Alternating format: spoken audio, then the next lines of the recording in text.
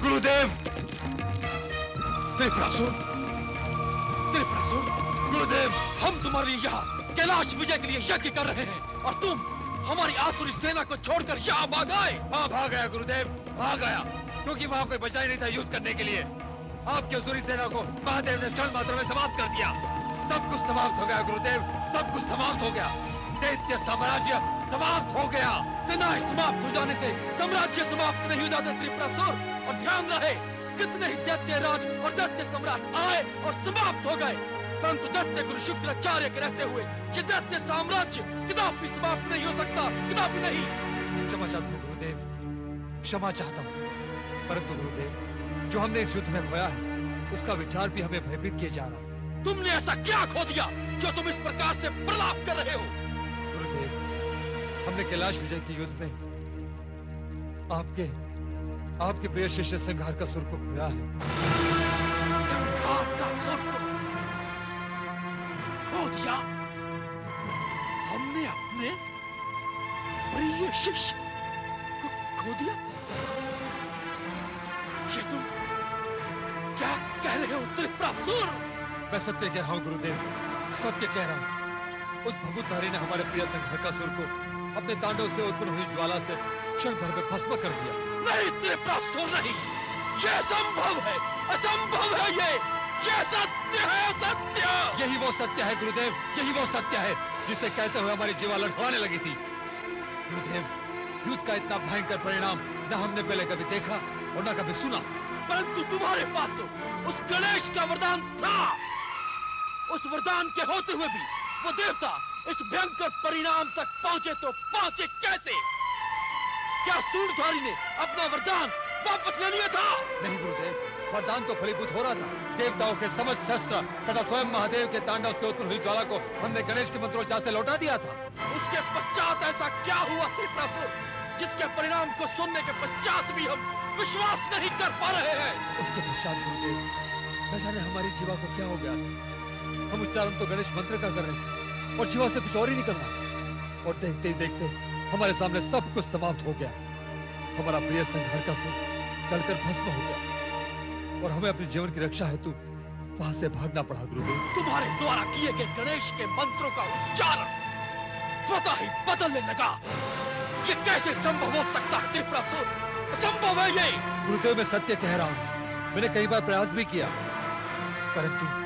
परंतु सफलता प्राप्त नहीं हो सकी। त्रिपुरासुर, अवश्य ही ये देवताओं की सोची समझी हुई चाल है। अवश्य ही ये कार्य उन्होंने उस सरस्वती से करवाया होगा, क्योंकि सरस्वती ही जिह्वा और उससे उत्पन्न होने वाली वाणी की देवी है। देवताओं के गिड़गिड़ाने पर, देवताओं के प्रार्थना करने पर उन्होंने तुम्हारे मुख से निकलने वाले मंत्र को बदल दिया होगा। गुरुदेव, आपकी सौगंध, जिस सरस्वती के कारण हमारे प्रिय संघार का सुर का वध संभव हो सका है, हम उसे कदापि नहीं छोड़ेंगे। हम अभी उसका शीश लाकर आपके चरणों में चढ़ा देंगे। नहीं त्रिपुरासुर, नहीं। क्रोध के आवेश में हमें कोई कार्य नहीं करना चाहिए। इस विषय पर हमें धैर्य से विचार करना होगा। अभी हमारी समस्या वो सरस्वती नहीं है त्रिपुरासुर। हमारी मुख्य समस्या ये है कि हम अपने पुत्र संघारकासुर के वध का दुखद समाचार तारकासुर को किस प्रकार सुना पाएंगे। गुरुदेव, हमें यह सूचना किसी भी प्रकार दैत्यराज तारकासुर तक पहुंचानी होगी।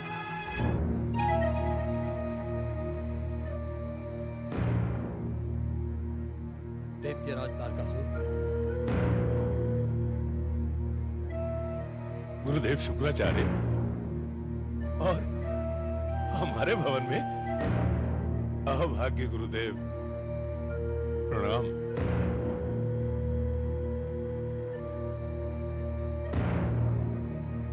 तारकासुर, आज का विषय ही कुछ ऐसा था कि हमें अपना आश्रम छोड़कर तुम्हारे भवन में आना पड़ा। हम अच्छी तरह जानते हैं गुरुदेव कि आप क्या सूचना लेकर आए हैं। आप कैलाश विजय की सूचना लेकर आए हैं ना? परंतु हमारा प्रिय पुत्र संघारकासुर कहीं दिखाई नहीं दे रहा। कहां है वो? है तारकासुर, है। हमारा प्रिय पुत्र संघारकासुर भी हमारे समक्ष ही उपस्थित है। हमारे समक्ष उपस्थित है, किंतु कहां है? हमें क्यों नहीं दिखाई दे रहा? दैत्यराज, हमारा प्रिय संहारकासुर इस अस्थि कलश में। अस्थि कलश में? ये क्या व्यर्थ सी बात कर रहे हो त्रिपुरासुर? तारकासुर, त्रिपुरासुर सत्य कह रहा है। हमारा प्रिय पुत्र संहारकासुर अब जीवित नहीं रहा। नहीं! नहीं गुरुदेव, ऐसा नहीं हो सकता। हमारा बलशाली, हमारा महाशक्तिशाली संहारकासुर अब जीवित नहीं रहा। यह सत्य नहीं हो सकता गुरुदेव, कदापि सत्य नहीं हो सकता। ये सत्य है तारकासुर, ये सत्य है।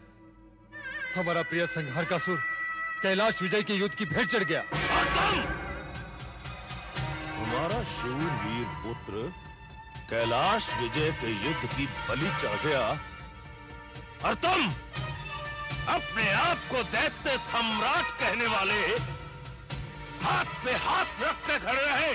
हम क्या कर सकते थे तारकासुर, क्या कर सकते थे हम?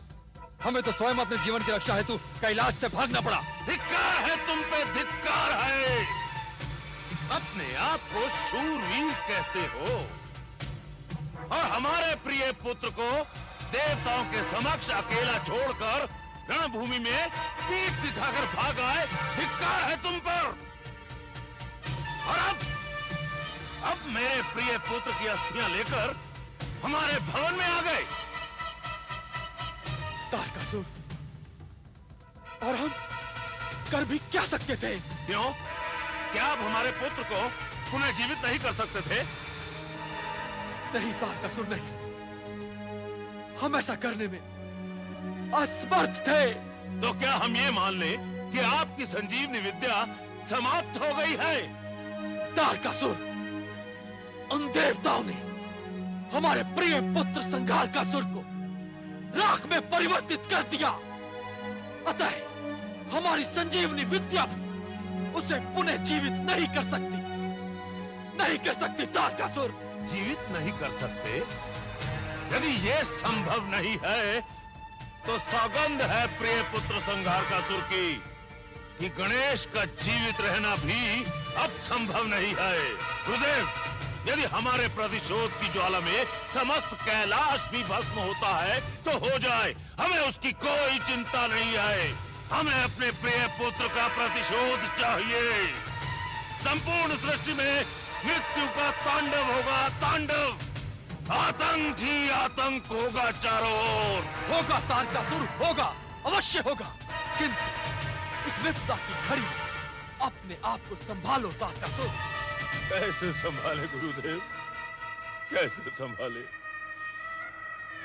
आपको कैसे बताएं कि अपने प्रिय पुत्र की राख को इन हाथों में लेते हुए हृदय किस प्रकार फट रहा है।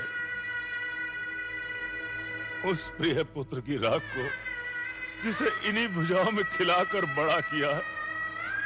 आप तो जानते ही हैं गुरुदेव कि पुत्र संहारकासुर हमें कितना प्रिय था। अत्यधिक प्रिय होने के कारण ही हमने उसे अपने आप से कभी अलग नहीं होने दिया। इंद्रासन की इच्छा होने के उपरांत भी नहीं। नहीं गुरुदेव, नहीं। गुरुदेव, मैं उस भभूतधारी को किसी भी मूल्य पर नहीं छोड़ूंगा।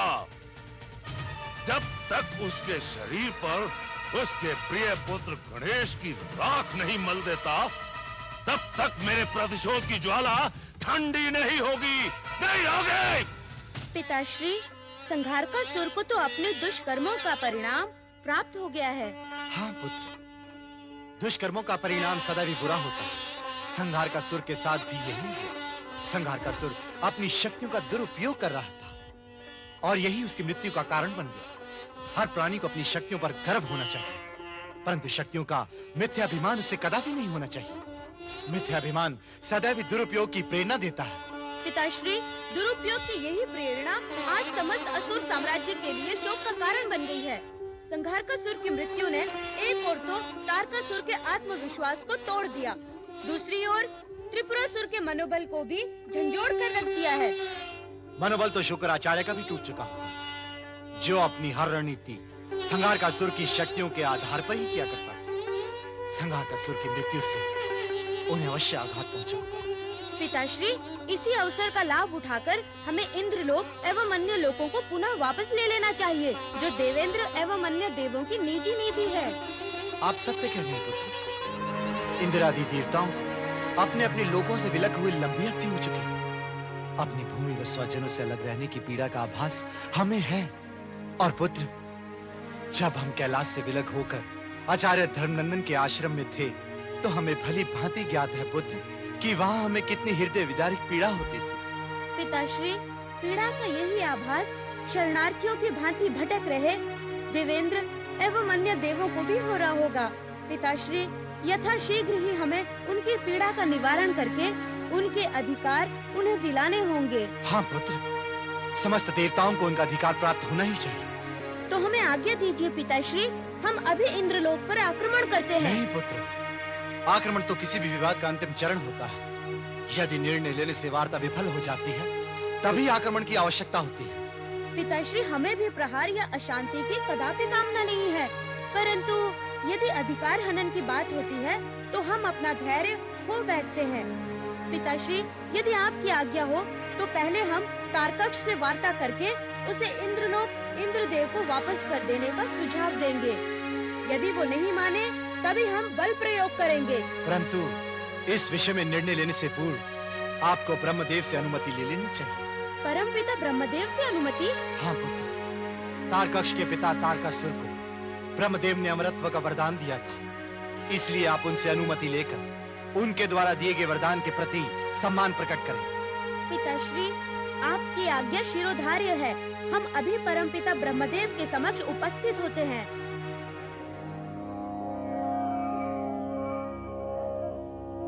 प्रणाम परमपिता ब्रह्मदेव। प्रणाम गौरीनंदन। कैलाश छोड़कर आप यहाँ ब्रह्मलोक में कोई विशेष प्रयोजन, या फिर एक पुत्र अपनी माता सरस्वती से मिलने यहाँ आया है? हम माता सरस्वती से नहीं बल्कि आप ही से परामर्श करने आए हैं। गजानन, इसके लिए ब्रह्मलोक आने की क्या आवश्यकता थी? हमें स्मरण किया होता, हम स्वयं आपके समक्ष उपस्थित हो गए होते। नहीं परमपिता, विषय ही ऐसा था कि उसकी चर्चा के लिए यही स्थान उचित था। क्या कोई अन्य समस्या उत्पन्न हो गई है कैलाश पर? नहीं ब्रह्मदेव, कोई नई समस्या उत्पन्न नहीं हुई है। हम तो जो समस्याएं हैं उसके निवारण के लिए आपके समक्ष आए हैं। गजानन, कृपया आप स्पष्ट व्यक्त करें कि आप क्या कहना चाहते हैं। हम कुछ समझ नहीं पा रहे हैं। ब्रह्मदेव, हम इंद्र आदि देवताओं की स्थिति को देखकर सदैव व्यथित व चिंतित हो उठते हैं, और उनका कैलाश पर शरणार्थियों की भांति भटकना हमसे सहन नहीं होता। यही तो आपकी महानता है विघ्नेश्वर। आपसे अपने भक्तों की पीड़ा सहन नहीं होती, उसके निवारण के लिए आप सदैव चिंतित रहते हैं। ब्रह्मदेव, इसी विषय में हम आपसे मार्गदर्शन चाहते हैं। आदेश करें गजानन, आपकी क्या इच्छा है? ब्रह्मदेव, हमारी इच्छा है कि उस दुष्ट संघारकासुर के वध के पश्चात इंद्र आदि देवताओं के लोग उन्हें वापस मिल जाएं। ये तो उचित समय पर किया गया अति उत्तम विचार है गजानन। संभवतः संहार के पश्चात शुक्राचार्य, तारकासुर व संपूर्ण असुर जाति भयभीत और दुखित हो रही होगी। इसका लाभ उठाना निश्चित ही बुद्धिमानी होगी। अर्थात हम इंद्रलोक यमलोक पर आक्रमण कर उन्हें पुनः प्राप्त कर सकते हैं। अवश्य कर सकते हैं गौरी नंदन। परंतु आपके द्वारा दिया गया वरदान, ऐसा करने पर क्या आपके वरदान की अवहेलना नहीं होगी? कदापि नहीं गौरी नंदन, इसमें हमारे वरदान की अवहेलना का तो प्रश्न ही नहीं उठता। हमने वरदान तारकासुर को दिया था, इसलिए तारकक्ष और कमलक्ष हमारे वरदान की परिधि से पूर्णता परे है। अर्थात यदि हम इंद्रलोक पर आक्रमण करेंगे तो तारकक्ष को भगाकर इंद्रलोक प्राप्त कर लेंगे। आपका वरदान भी बना रहेगा और देवताओं को उनके लोक भी प्राप्त हो जाएंगे। देवताओं को उनके लोक प्राप्त हो सकेंगे? ब्रह्मदेव, क्या हमारे द्वारा इंद्रलोक को तारकक्ष से पुनः प्राप्त करने में आपको कोई शंका है या किसी प्रकार का कोई विघ्न है? आप तो स्वयं विघ्नेश्वर हैं प्रभु, विघ्नों का हरण करने वाले। आपके मार्ग में विघ्न कोई कैसे उत्पन्न कर सकता है? और आपके द्वारा इंद्रलोक की पुनः प्राप्ति में हमें भला कैसी शंका? अपितु हमारा सदैव आशीर्वाद आपके साथ है। आप जब भी जाएंगे इंद्रासन आपकी राह निहार रहा होगा। आपके द्वारा दिए गए सुझाव और परामर्श ने हमारा भार हल्का कर दिया। अब हम देवताओं को पूर्ण विश्वास के साथ आश्वासन दे सकेंगे। हमें आज्ञा दें परमपिता। इंद्रासन पर विजय प्राप्त करो। नैनं छिन्दन्ति शस्त्राणि, नैहं दहति पावक, न चैनं क्लेदयन्ति यापो, न शोषयति मारुतः। दैत्यराज, आत्मा अजर अमर है, न शस्त्र उसे भेद सकता है, न अग्नि जला सकती है, न जल उसे भिगो सकता है और न वायु उसे सुखा सकती है। दैत्यराज, अब इस जल को अपनी अंजलि में लेकर अपने पुत्र का स्मरण करते हुए उसे जल में तर्पण के लिए अर्पित करें। ओम शांति शांति शांति। हमारी आत्मा का हमारे शरीर के लिए उतना ही महत्व है जितना कि हमारे शरीर के लिए वस्त्रों का।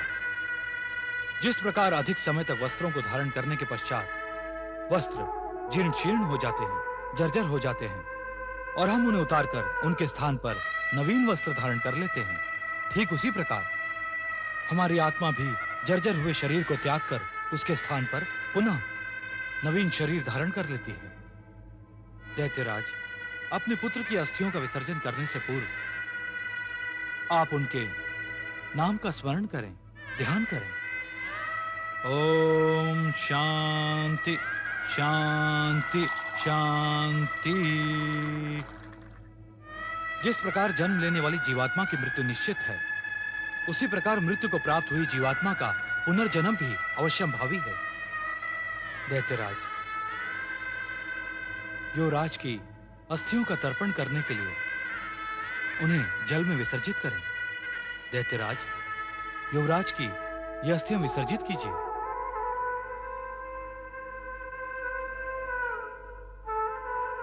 जल में अर्पित कीजिए दैत्यराज, तर्पण कीजिए दैत्यराज। नहीं नहीं, हम अस्थियों का तर्पण नहीं करेंगे, कदापि नहीं करेंगे। हम अपने प्रिय पुत्र संहारकासुर को अपने ही हाथों से जल में कैसे विसर्जित कर सकते हैं?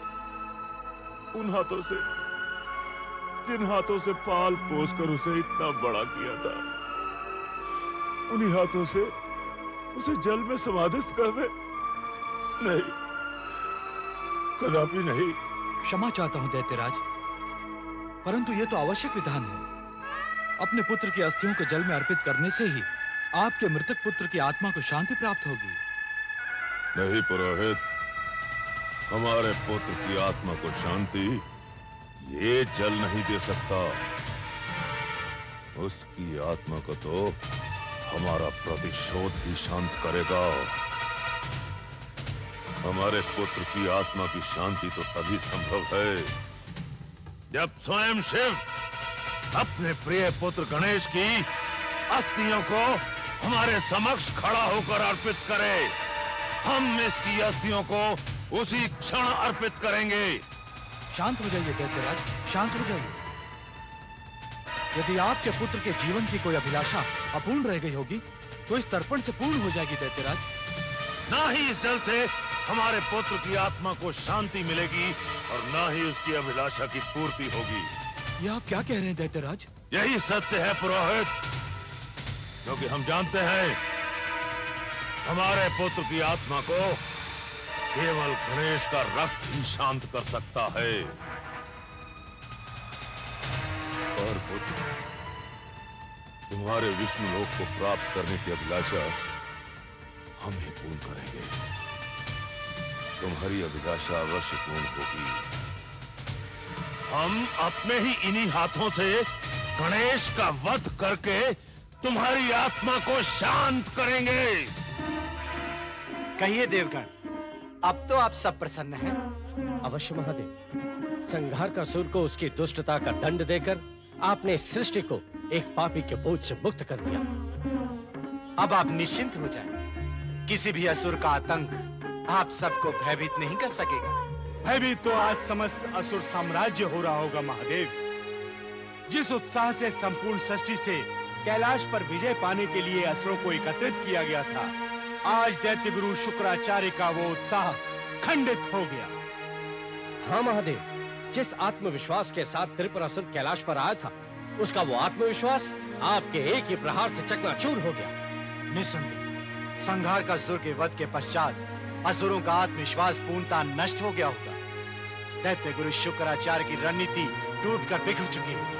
हे त्रिनेत्रधारी, कृपया अब आप कोई ऐसी रणनीति तैयार करें जिससे संघार का सुर के वध के पश्चात असुरों के मध्य छाई निराशा का लाभ उठाया जा सके। इंद्रदेव, जो कुछ भी कहना है स्पष्ट कहें। हे प्रभु, अब हम आपसे स्पष्ट क्या कहें? आप तो स्वयं अंतर्यामी हैं, सृष्टि के कण कण में व्याप्त हैं। संपूर्ण सृष्टि की गतिविधि आपसे छिपी हुई कहाँ है? हाँ देवाधिदेव महादेव, देवेंद्र सत्य कह रहे हैं। आप तो सर्वव्यापी हैं। परंतु अभी तक तो इन्होंने कुछ कहा ही नहीं अग्निदेव। हम जानते हैं कि इंद्रदेव का स्वभाव संकोची है। अग्निदेव, आप बताएं, आप सब हमसे क्या चाहते हैं? प्रभु, मात्र इतना कि कोई ऐसी रणनीति तैयार करें जिससे हमें अपने अपने लोक पुनः प्राप्त हो सके। इसके लिए आपको चिंतित होने की कोई आवश्यकता नहीं अग्निदेव। इस विषय पर हम पुत्र गणेश से चर्चा कर चुके हैं। गजानन गणेश से? हाँ इंद्रदेव, पुत्र गणेश भी आपके कष्टों के प्रति अत्यधिक चिंतित थे। वो हमसे अनुरोध करने आए थे। इस समस्या के निवारण के लिए वो हमसे परामर्श करना चाहते थे। तब आपने क्या परामर्श दिया देवाधिदेव? हमने कहा कि आपका विचार अति उत्तम है। आपके द्वारा किए गए किसी भी प्रकार के प्रयास का हम स्वागत करेंगे। परंतु हमने उन्हें सुझाव दिया कि आप ब्रह्मदेव के समक्ष जाएं और उनसे परामर्श करें। परमपिता ब्रह्मदेव के समक्ष? हाँ पवनदेव, ब्रह्मदेव ने इस सृष्टि की रचना की है और इसमें घटित होने वाले प्रत्येक कार्य से वो भली प्रकार परिचित है। अतः किसी भी प्रकार की रणनीति पर ब्रह्मदेव से विचार करना अति उत्तम होगा। ये निश्चय ही प्रसन्नता का विषय है महादेव कि रणनीति को सफल बनाने के लिए पहले से ही तैयारियां की जाए। क्या गजानन गणेश शीघ्र ही इसका कोई निवारण निकाल पाएंगे? अवश्य इंद्रदेव, अवश्य। जिस प्रकार पुत्र गणेश इस विषय पर गंभीर थे, उससे स्पष्ट प्रतीत हो रहा था कि वो शीघ्र ही इसका समाधान लेकर उपस्थित हो। माता लक्ष्मी, अपने परम प्रिय पुत्र गणेश का प्रणाम स्वीकार करें। आयुष्मान रहो पुत्र। आप में आग क्षीर सागर में देखकर हमें अति प्रसन्नता हुई पुत्र। माता लक्ष्मी, हम आपसे यहाँ आशीर्वाद लेने आए हैं। पुत्र गणेश, आप हमसे ऐसे आशीर्वाद मांग रहे हैं जैसे कैलाश पर कुशल मंगल नहीं है।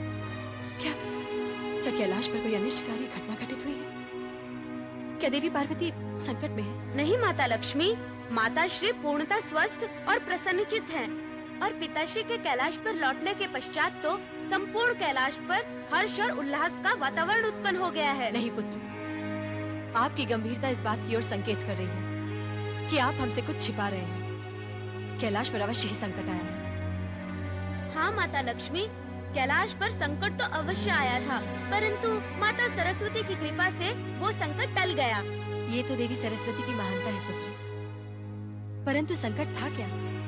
माता लक्ष्मी, त्रिपुरासुर ने हमसे वरदान प्राप्त करने के पश्चात एक विशाल आसुरी सेना और संघारकासुर के साथ कैलाश पर आक्रमण करने की धृष्टता की थी। पिताश्री ने क्रोधित होकर उसकी धृष्टता का दंड उसे दिया, जिसमें उसकी संपूर्ण सेना और संघारकासुर भस्म हो गए और त्रिपुरासुर अपने प्राणों को बचाकर कैलाश से भाग गया। नहीं पुत्र, ये उचित नहीं हुआ। पिता के जीवित रहते पुत्र का मारा जाना अशुभ है। संघारकासुर के मृत्यु के पश्चात तारकासुर और भी अधिक उग्र हो जाएगा, जो अशुभ संकेत है। अशुभ संकेत तो है माताश्री, परंतु हमारे लिए नहीं, उन दुष्ट असुरों के लिए। और हमने विचार किया है कि इस घड़ी को और अधिक कष्टदायक बना दिया जाए, जिससे वे भविष्य में कैलाश की ओर शीश उठाकर देखने का दुस्साहस न कर सके। ऐसा आप क्या करना चाहते हैं गजानन, जो असुरों के लिए और भी दुष्कर हो? माता लक्ष्मी, हमने विचार किया है कि इन परिस्थितियों का लाभ उठाते हुए हमें इंद्र आदि देवताओं को उनके लोक वापस लौटा देने चाहिए। ये तो बड़ा ही उत्तम विचार है पुत्र, जो देवताओं के प्रति आपके स्नेह का प्रतीक है। माता लक्ष्मी, इस उत्तम कार्य के लिए हमने पिताश्री से भी आज्ञा ले ली है और परम पिता ब्रह्मदेव से भी परामर्श कर आज्ञा पाली है। अब तो आपका आशीर्वाद प्राप्त हो जाए तो हम अपने इस विचार को क्रियान्वित कर सकेंगे। पुत्र, उत्तम विचार और दूसरों के लिए किए गए प्रयास में संकोच नहीं करना चाहिए, क्योंकि उसमें सफलता का प्राप्त होना तो निश्चित ही होता है। और फिर आपके साथ तो हमारा अत्यधिक स्नेह है पुत्र। ये तो आपकी महानता है माता लक्ष्मी। अब हमें आज्ञा दे, वहाँ कैलाश पर हमारी प्रतीक्षा हो रही होगी।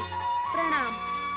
विजयी भव पुत्र, जाओ और लोक कल्याण के लिए अपने विचारों में सफलता प्राप्त करो। समझ में नहीं आता कि गौरी नंदन को आने में इतना समय क्यों लग रहा है। हाँ देवेंद्र, अब हमारी व्याकुलता बढ़ती जा रही है। अपने लोगों को प्राप्त करने का आभास भी हृदय को उद्वेलित कर रहा है। अग्निदेव, इंद्राणी से मिलने के लिए हमारा मन अधीर होता जा रहा है। कहीं ऐसा तो नहीं कि ब्रह्मदेव ने गजानन गणेश के विचारों को अस्वीकार कर दिया हो? यमदेव, यदि शुभ नहीं सोच सकते हो तो कम से कम अशुभ विचार मन में तो न लाओ। क्षमा करें इंद्रदेव, गजानन गणेश के न आने के कारण ही ऐसा विचार मन में आया है। ध्यान रहे, यदि विचारों में शुद्धता नहीं होगी तो अशुद्ध विचारों के कारण ही चारों ओर अशुभ ही अशुभ घटित होता प्रतीत होगा। जिस प्रकार आत्मविश्वास से हमने त्रिपुरासुर संग्राम पर विजय प्राप्त की है, वही आत्मविश्वास की आज हमें पुनः आवश्यकता है। देवेंद्र उचित कह रहे हैं देव। परंतु गजानन गणेश की उपस्थिति इस समय अति आवश्यक है देवेंद्र। हाँ कुबेर, उनके आने के पश्चात ही हमें यह ज्ञात हो सकेगा कि उन्होंने कोई रणनीति बनाई है या नहीं। रणनीति बना ली गई है देवेंद्र। आपको अपने लोक लौटाने के लिए हमने रणनीति को बड़े ही सुदृढ़ ढंग से तैयार किया है। प्रणाम गजानन। प्रणाम। शीघ्र अपने लोकों का स्वामित्व प्राप्त करें। आप निश्चय ही सर्वश्रेष्ठ हैं गौरीनंदन। माता पार्वती ने आपको अग्र पूजा का वरदान आपकी क्षमता तथा दूसरों के प्रति स्नेह भावना को देखकर ही दिया है। विघ्नेश्वर, अति शीघ्र बताएं कि आपने हमारे लोक पुनः प्राप्त कराने के लिए क्या योजना बनाई है और ब्रह्मदेव के साथ किस रणनीति पर विचार विमर्श किया है। ब्रह्मदेव के समक्ष हम रणनीति पर विचार विमर्श करने नहीं गए थे अग्निदेव। उनके पास जाने का हमारा एक ही उद्देश्य था कि यदि हम इंद्रलोक और यमलोक पर आक्रमण कर तारकासुर के दोनों पुत्रों कमलक्ष व तारकक्ष से उन्हें प्राप्त कर लेते हैं तो ब्रह्मदेव द्वारा तारकासुर को दिए गए वरदान की अवहेलना तो नहीं होगी। तब परमपिता ने क्या उत्तर दिया विघ्नेश्वर? ब्रह्मदेव ने ये कहा कि उन्होंने वरदान तारकासुर को दिया है। तारकक्ष या कमलक्ष उनके वरदान की परिधि से बाहर हैं। ये तो अत्यधिक प्रसन्नता का विषय है गजानन कि हमारे लोग हमें वापस मिल जाएंगे और परमपिता ब्रह्मदेव के वरदान की मर्यादा भी बनी रहेगी। इस योजना को क्रियान्वित करने के लिए हमें किस प्रकार आगे बढ़ना है? कृपया आदेश करें विघ्नेश्वर। आपको कुछ करने की आवश्यकता नहीं है पवनदेव। तो क्या आप स्वयं ही जाकर इंद्रलोक पर आक्रमण करेंगे? नहीं कुबेर देव, हम आक्रमण नहीं करेंगे। हम पहले तारकक्ष को समझाएंगे कि वो हमारे आदेश का पालन करते हुए स्वयं ही इंद्रलोक छोड़कर चले जाएं। यदि तारकक्ष ने जाने से इनकार कर दिया तो?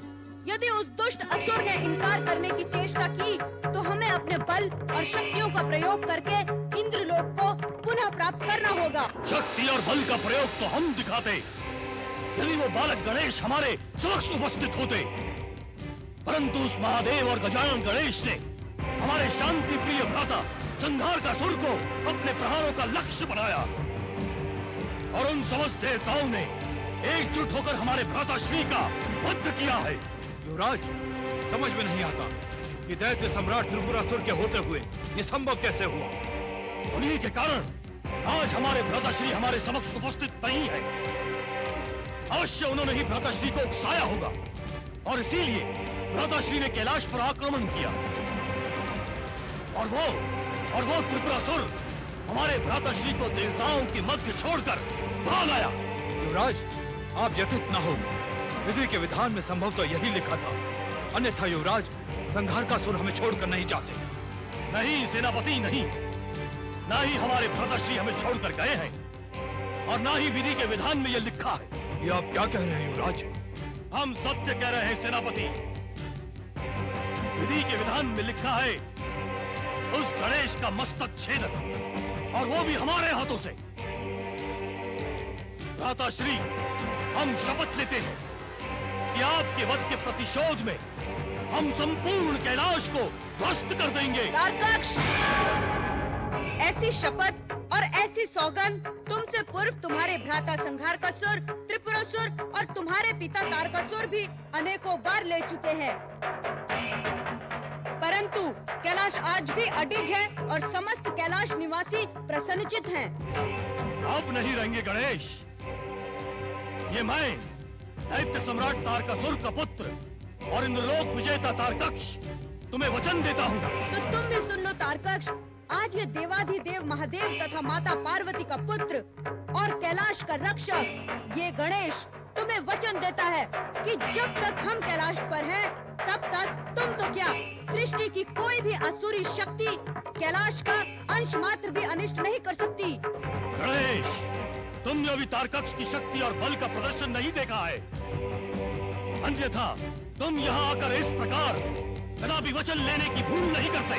भूल तो तुम कर रहे हो तारकक्ष, हमारे समक्ष इस प्रकार की धृष्टता करके, और भूल की थी तुम्हारे भ्राता संघारकासुर ने, जो उन्होंने कैलाश को अपने अधीन करने का स्वप्न देखा था, और ऐसे दुस्वप्न देखने का परिणाम उन्हें अपने प्राण देकर भुगतना पड़ा।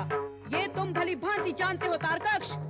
गणेश, हमारे प्रिय भ्राताश्री का स्मरण कराकर अपनी मृत्यु को विकटता बनाओ।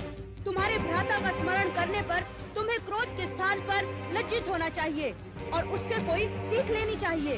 गणेश, तुम्हारे लिए उचित यही होगा कि तुम अतिशीघ्र यहाँ से चले जाओ, अन्यथा जिस प्रकार तुम स्वयं यहाँ पर चल कर आए हो, उसके स्थान पर हमारे सैनिकों को अपने कंधों पर तुम्हें उठाकर कैलाश पहुँचाना होगा। यही तो हम तुम्हें समझा रहे हैं तारकक्ष, कि या तो अतिशीघ्र इंद्रलोक छोड़कर भाग जाओ, अन्यथा तुम्हें ले जाने के लिए तुम्हारे सैनिकों के कंधे भी नहीं मिलेंगे, जिस प्रकार संघारकासुर को नहीं मिले थे। गणेश! तारकक्ष!